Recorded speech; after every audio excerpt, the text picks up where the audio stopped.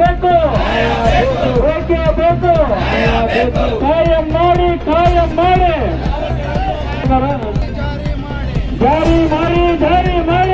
ಮೀಸಲಾತಿ ಜಾರಿ ಮಾಡಿ ಬೇಕೇ ಬೇಕು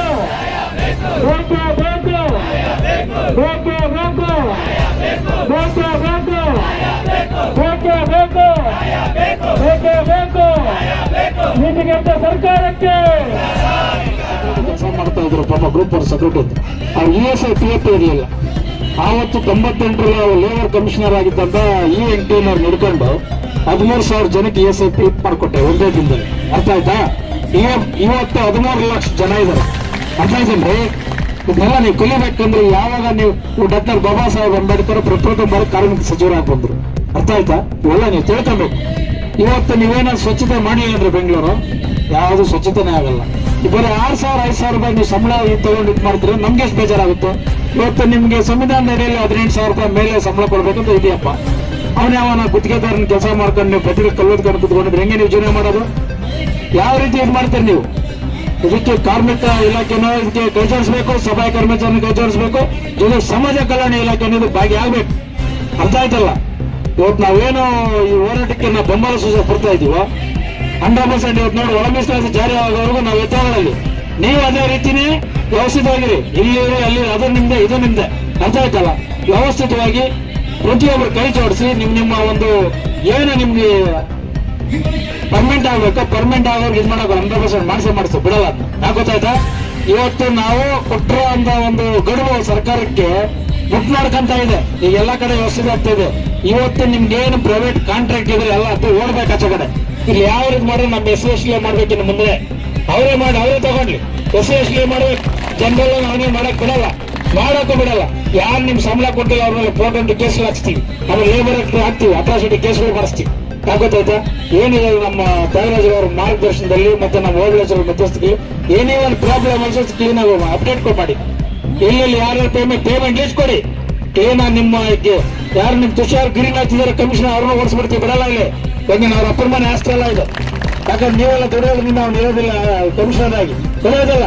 ಇಲ್ಲ ಈಗೇನಿದೆ ಈ ಒಂದು ಹೋರಾಟದ ಮೂಲಕ ನಾನು ಇವ್ರಿಗೆ ನಗರಾಭಿವೃದ್ಧಿ ಸಚಿವರಾದಂತ ಬೇರ್ತಿ ಸುರೇಶ್ ಅವರು ನಾನು ವಾರ್ನಿಂಗ್ ಮಾಡ್ತಾ ಇದ್ದೀವಿ. ಯಾಕಂದ್ರೆ ಇಂಥ ನಮ್ಮ ಕಾರ್ಮಿಕರ ಜೊತೆಯಲ್ಲಿ ನೀವು ದುಡಿಸ್ಕೊಂಡು ಆಮೇಲೆ ನೀವು ಅವ್ರಿಗೆ ಅನ್ಯಾಯ ಮಾಡ್ತೀವಿ ಅಂದ್ರೆ ನಿಮ್ಮ ರಾಜೀನಾಮೆಗೆ ಒತ್ತಾಯಿಸಿ ನಾವು ಹೋರಾಟ ಮಾಡಬೇಕಾಗುತ್ತೆ ಸುರೇಶ್ ಅವರೇ. ಯಾಕಂದ್ರೆ ಇವತ್ತು ಬೆಂಗಳೂರು ನಗರ ಜಿಲ್ಲೆ ಒಂದು ಸ್ವಚ್ಛವಾಗಿರ್ಬೇಕಂದ್ರೆ ಇವತ್ತು ನೋಡ್ತಾ ಇದ್ರಿ ಪಾಪ ಅವ್ರು ಕಸ ಹೊತ್ಕೊಂಡು ಹೋಗೋದಾರು ಆ ಗಾಡಿಗೆ ಅಡ್ಡಾಕೊಂಡು ನಾವು ನೋಡ್ತಾ ಇರ್ತೀವಿ ದಿನ ಗಾಡಿಗೆಲ್ಲ ಓಡಾಡ್ಕೊಂಡು ಅವ್ರ ಪರಿಸ್ಥಿತಿ ಹೆಂಗಿರುತ್ತೆ. ಇವತ್ತೇನೋ ಪಾಪ ಆ ಪಟ್ಟಿ ಹಾಕೊಂಡು ಬಂದವ್ರೆ, ಆ ಬೇರೆ ಜನ ಬಂದ್ಬಿಟ್ಟು ಆ ಯೂನಿಫಾರ್ಮ್ ಹಾಕೊಂಡು ಪಾಪ ಸ್ನಾನ ಮಾಡಿರ್ತಾರ. ಇಲ್ಲ ಆ ಕೊಳಚಲ್ಲಿ ಯಾರಪ್ಪ ಅಂದ್ರಿದ್ರಿ ಆ ಕೋವಿಡ್ ಟೈಮಲ್ಲಿ ಅವ್ರು ಎಷ್ಟು ಕಷ್ಟಪಟ್ಟವ್ರು ನಮ್ಗೆ ಗೊತ್ತಿರಿ. ಅದು ಇವತ್ತು ಆ ಕೋವಿಡ್ ಸಮಯದಲ್ಲಿ ನಮ್ಮ ಅನಿಲ್ ಕುಮಾರ್ ಇರುವಂತ ಸಂದರ್ಭದಲ್ಲಿ ನಾವು 34,000 ಕಿಟ್ಟಡಿ ಪ್ರತಿ ಮನೆಗಳಿಗೂ ಕೊಡ್ಸಿದ್ದೀನಿ. ನಮ್ಮ ನೋಡಿರ್ಬೇಕು, ನೀವು ನೋಡಿದ್ರೆ ಇರ್ಬೋದು. ಒಂದು ದಿನ ನಾನು ಮನೇಲಿ ಕೂತಿಲ್ಲ. ಯಾಕಂದ್ರೆ ಪಾಪ ನಿಮ್ ಗಾದಿಗಳೆಲ್ಲ ನೋಡ್ತಾ ಇತ್ತು ಏನ್ ಎಷ್ಟು ನಮ್ಗೆ ಇದಾಗ್ತದೆ ಗೊತ್ತಾಗ್ತಾ ಇದೆ. ಇವತ್ತು ಏನಾದ್ರೂ ಇಂಥ ಕೆಲಸಗಳು ಮಾಡ್ಬೇಕಂದ್ರೆ ನಮ್ ದಲಿತರೇ ಎಲ್ಲ ಮಾಡೋದು, ಬೇರೆಯವ್ರನ್ನ ಯಾರು ಓದಿ ಇಲ್ಲಿ ಮಾಡಲ್ಲ ಕೆಲಸಗಳು. ಈ ಕೆಲಸಗಳೆಲ್ಲ ಮಾಡ್ತಾರೆ 90% ಎಲ್ಲ ನಂಬರ್, ಇನ್ನೊಂದು 10% ಅದು ಡೂಪ್ಲಿಕೇಟ್ ಸರ್ಟಿಫಿಕೇಟ್ ಮಾಡ್ಕೊಂಡು ಅದು ಮಾಡ್ಕೊಂಡು ನಾವು SC ಅನ್ಕೊಂಡು ಇಳ್ಕೊಂತಾರೆ. ಯಾವುದೇ ಕಾರಣಕ್ಕೂ ಇವತ್ತು ನಾವು ತುಷಾರ್ ಗ್ರೀನ್ ಅಂತ ಕಮಿಷನರ್ ಹೇಳ್ತಾ ಇದೀವಿ, ಇಮಿಡಿಯೇಟ್ಲಿ ಅವ್ರಿಗೆ ಪರ್ಮನೆಂಟ್ ಕೊಟ್ಟು ಮಾಡ್ಬೇಕು. ಇವತ್ತು ಏನ್ ಮೆಮೊರಾಂಡಮ್ ಕೊಡ್ತಾ ಇದಾರೆ, ಇವತ್ತೇನು ಮನೇಲಿ ಕೊಡ್ತಾ ಇದಾರೆ ನಮ್ಮ ತ್ಯಾಗರಾಜರವರು, ಅವ್ರ ಜೊತೆಲಿ ಇನ್ನೊಂದು 2-3 ಹೋಗಿ ಓಪಳೇಶ್ವರು ಯಾರನ್ನ ಅವ್ರು ಹೋಗಿ ಕ್ಲೀನಾಗಿ ವ್ಯವಸ್ಥೆ ಮೆಮೊರಾಂಡಮ್ ಕೂಡ ಅವ್ರು ವಾರ್ನಿಂಗ್ ಮಾಡಿ ಬನ್ನಿ. ಇವತ್ತು ನಾಳೆ ನಾಡದ್ದು ನಮ್ದು ಕಂಟಿನ್ಯೂ ನಡೀತಾ ಇರ್ತದೆ.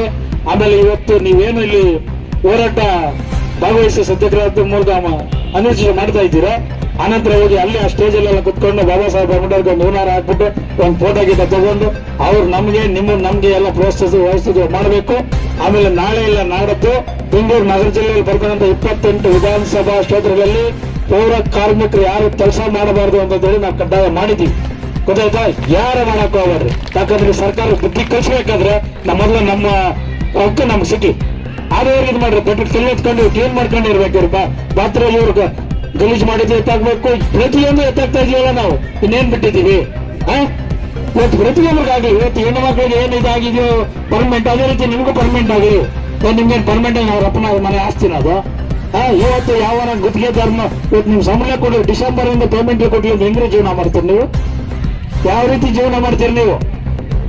ಇದಕ್ಕೆ ಸಂಬಂಧಪಟ್ಟಂತ ಅಧಿಕಾರಿಗಳು ಇಮಿಡಿಯೇಟ್ಲಿ ಬಂದು ವ್ಯವಸ್ಥಿತವಾಗಬೇಕು. ಇಲ್ಲಾಂದ್ರೆ ಇವತ್ತೊಂದು ದಿನ ನಮ್ಗೆ ಕಾಲಾವಕಾಶ ಕೊಡ್ರಿ, ನಾಳೆ ಬರ್ತೀವಿ, ಕಮಿಷನರ್ ಇಲ್ಲೇ ಕರ್ಸಕ್ಕೆ ವ್ಯವಸ್ಥೆ ಮಾಡ್ತೀವಿ, ಇಲ್ಲ ನಾವು ಪೊಲೀಸ್ ಅಧಿಕಾರಿಗಳ ಮುಖಾಂತರ ಅವ್ರನ್ನ ಕರ್ಸಕ್ಕೆ ನಾವು ವ್ಯವಸ್ಥೆ ಮಾಡೋಣ. ನಾಳೆ ಇನ್ನೂ ನಮ್ಮ ಇವತ್ತು ಸುಮಾರು ಕಡೆ ಮೀಟಿಂಗ್ ನಡೆದಿಲ್ಲ. ನಾಳೆ ಆಂಧ್ರದಿಂದ ಮಂದಕೃಷ್ಣ ಮಾದಿಯವರು ಬರ್ತಾ ಇದ್ದಾರೆ, ಎಲ್ಲಿಗೆ ನಮ್ಮ ಅಂಬೇಡ್ಕರ್ ಬಂದು ಬರ್ತಾ ಇದ್ದಾರೆ. ಅದರಿಂದ ಇನ್ನೊಂದು 15 ಟೀಮ್ ಅವ್ರಿಗೆ ಹೋಗಿ ಕೆಲಸ ಮಾಡ್ತಾ ಇದೆ.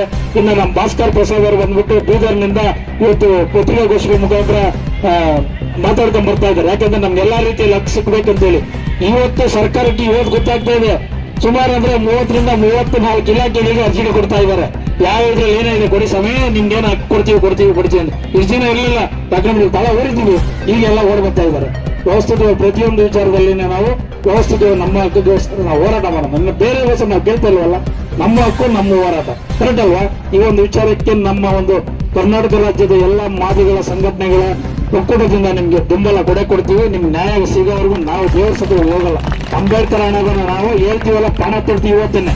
ಯಾಕಂದ್ರೆ ಇದು ಮೇನ್, ಈ ಆದ್ಯತೆ ಬೇಕು ಪಾಪ. ಯಾಕಂದ್ರೆ ನೀವು ಮೇನ್ ಈ ಎಲ್ಲ ಸ್ವಚ್ಛತೆ.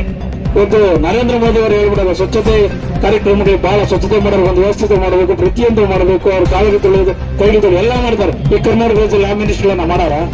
ಯಾರನ್ನ ಮಾಡಾರ? ನಿಮ್ 3 ವರ್ಷ ಕೇಳ್ತಾರೆ, ಅವ್ನ ಹೆಸರು ಓಡಿಸ್ತಾ ಇರ್ತಾರೆ. ಅಂತ ಯಾವನ ನಾನು ಮಾತಾಡಿ ಇಮಿಡಿಯೇಟ್ ಅವ್ರ ಮೇಲೆ ಕೇಸ್ಗಳ ಯಾವನಿಗೆ ತಲೆ ಕೆಡ್ಸ್ಕೊಂಡು ಯಾರಪ್ಪ ದಕ್ಕಲ್ಲ. ಬಾಬಾ ಸಾಹೇಬ್ ಅಂಬೇಡ್ಕರ್ ಅವರು ನಮ್ಗೆ ಸಂವಿಧಾನ ಬರ್ಬೇಕಾದ್ರೆ 60 ದೇಶಗಳ ಕಾನೂನನ್ನು ಅಧ್ಯಯನ ಮಾಡಿ ಪವಿತ್ರ ಸಂವಿಧಾನ ಕೊಟ್ಟೋದು ಎಲ್ಲರಿಗೂ. ಇದು ಒಂದು ಇಲಾಖೆಗೆ ಏನಾದ್ರು ಕೊಟ್ಟಿಲ್ಲ, ಎಲ್ಲ ಕೊಟ್ಟಾರೆ. ಎಲ್ಲ ಇಲಾಖೆ 36 ಇಲಾಖೆಯಲ್ಲಿ ಜ್ಯೂಸ್ ಅಂತ ಜನರ ಕಸಗಳಲ್ಲಿ ತಗೋದು ನಾವೇ ಕಾರ್ಮಿಕರ ಇಲಾಖೆ ಕರೆಕ್ಟೇನೆ. ಈ ಕಾರ್ಮಿಕರು ಇರೋದ್ರಿಂದ ಎಲ್ಲಾನು, ಈ ಕಾರ್ಮಿಕ ಇಲ್ಲಾಂದ್ರೆ ಯಾರು ಇರಲ್ಲ. ವ್ಯವಸ್ಥಿತವಾಗಿ ಪ್ರತಿಯೊಂದು ವಿಚಾರದಲ್ಲಿ ನಿಮ್ಗೆ ಅನುಕೂಲ ಮಾಡೋಣ. ನನ್ನನ್ನ ನಮ್ಮ ತ್ಯಾಗರಾಜ್ ಅವ್ರ ಪಾಪ ಆಗ್ಲೇನೆ ಬಂದಾಗ ನಾನು ಇಲ್ಲಿ ಹೋಗಿದ್ದೆ. ಇವತ್ತು ಅಲ್ಲಿ ಸೌಜನ್ಯ ಅವ್ರದ್ದು ಒಂದು ಹೋರಾಟ ಆಯ್ತು, ನಮ್ಮ ಕನ್ನಡ ಪರ ಸಂಘಟನೆ ಹೋರಾಟ. ಅಲ್ಲೊಂದು 2 ನಿಮಿಷ ಮಾತಾಡ್ಕೊಂಡು ಬರ್ತೀನಿ ಸರ್ ಅಂತ ಹೇಳಿದ್ದೆ. ಅದೇ ರೀತಿಯಲ್ಲಿ ನಾವು ನಿಮ್ಗೆ ಯಾವ ರೀತಿ ಸಪೋರ್ಟ್ ಬೇಕು ಅಂದಾಜು ಮಾಡ್ತೀವಿ. ಅದಕ್ಕೆ ನೀವು ನಂಬಬೇಕು, ನಾವು ನಂಬಬೇಕು. ಆಮೇಲೆ ಯಾರಾದ್ರೂ ಒಂದು ಇಲ್ಲಿ ಮಾತನಾಡ್ಬೇಕಾದ್ರೆ ಈ ಗೊಂದಲ ಮಾಡೋದು, ಈ ಮೈಂಡ್ ಸೆಟ್, ನಾವೇನೋ ಮಾತಾಡ್ತಾ ಇರ್ತೀವಿ, ಏನೋ ಹೇಳ್ತಾ ಇರ್ತೀವಿ, ನೀನ್ ಹತ್ ಕಡೆ ಹೋಯ್ತು ನನ್ನ ಮೈಂಡ್ ಆ ಕಡೆ ಬಂದ್ರೆ ಅಲ್ಲಿ ಲಕ್ಷೊಂದು ಮೈಂಡ್ ಅನ್ನು ಬೇರೆ ಕಡೆ ಹೋಗ್ತಾ ಇರ್ತೀವಿ. ಇಲ್ಲಿ ಏನ್ ನಿಮ್ಮ ಮೈಂಡ್ ಇಲ್ಲೇ ಇರ್ಬೇಕಂದ್ರೆ ಅಲ್ಲಿ ಮನೇಲಿ ಬಿಟ್ಬಿಡ್ರಿ, ಮನೆ ಕಡೆ ಕೆಲಸ ನಡ್ತಾ ಇರ್ತದೆ. ಇಲ್ಲಿ ಓಡಾಡ್ ಕಡೆ ನಿಮ್ಮ ಮೈಂಡ್ ಇಲ್ಲೇ ಇರ್ಬೇಕು.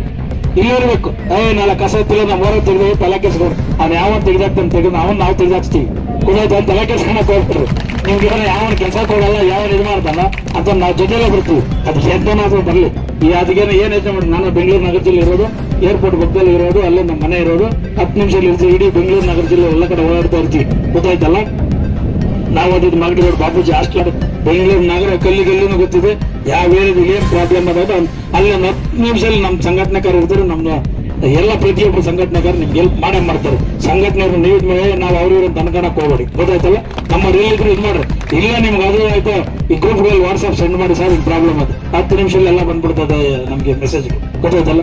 ಅದಕ್ಕೂ ಮಿತಿ ಮೀರಿ ಇದು ಮಾಡ್ರೆ 112 ಫೋನ್ ಮಾಡಿ ಪೊಲೀಸರನ್ನು ಕರ್ಸ್ಕೊಂಡು ಬರ್ತೀವಿ ಹೊರಗಡೆ. ಯಾವನಿಗೆ ತಲೆ ಕೆಡ್ಸ್ಕೊಂಡು ಆಯ್ತಲ್ಲ? ಇನ್ನೇನು ನಿಮ್ಗೇನೋ ಏನೇ ಒಂದು ಡೌಟ್ ಇದ್ರು ನಾಳೆ ನಾಡ್ದೆಲ್ಲ ಮುಂದುವರ್ಸ್ಕೊಂಡು ಹೋಗೋಣ. ನಾಳೆ ನಮ್ಮ ಲೆಟರ್ಡಿಂದನು ನಿಮ್ಗೆ ಏನ್ ಬೇಕು ಮನೆ ಕೂಡ ನಾವು ವ್ಯವಸ್ಥೆ ಮಾಡ್ತೀವಿ. 100% ಸಪೋರ್ಟ್ ಮಾಡ್ತೀವಿ. ಜೈ ಭೀಮ್, ಜೈ ಭಾರತ್, ಜೈ ಜೀವನ್.